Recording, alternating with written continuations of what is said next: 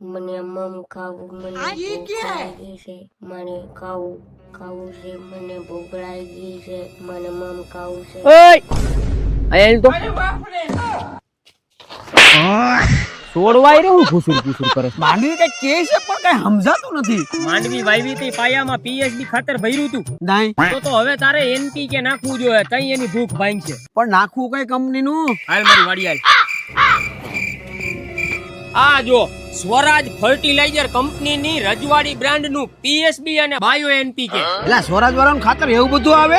અરે કલેજા કુદરતી phosphorus, organic carbon અને તમામ પ્રકારના પોષક તત્વોથી ભરપૂર છે. જો આને તે પાયામાં ભરી દીધું હોત ને તો તારી માંડવી અટાણે ભૂખી નો થઈ હોત. તો હવે શું કરું વેલા?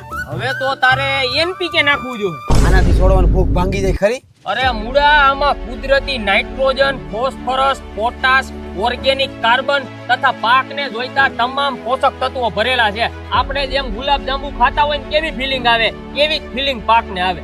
વાહ, સ્વરાજ વાળાનું પીએસબી અને બાયો એનપીકે હે?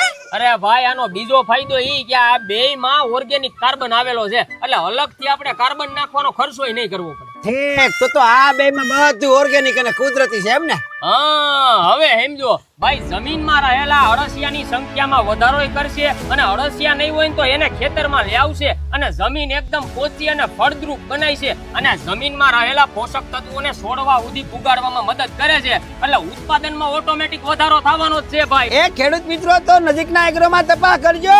વધુ માહિતી માટે ડિસ્પ્લે ઉપર કંપનીના નંબર આપેલા જ છે. જય જવાન જય કિસાન.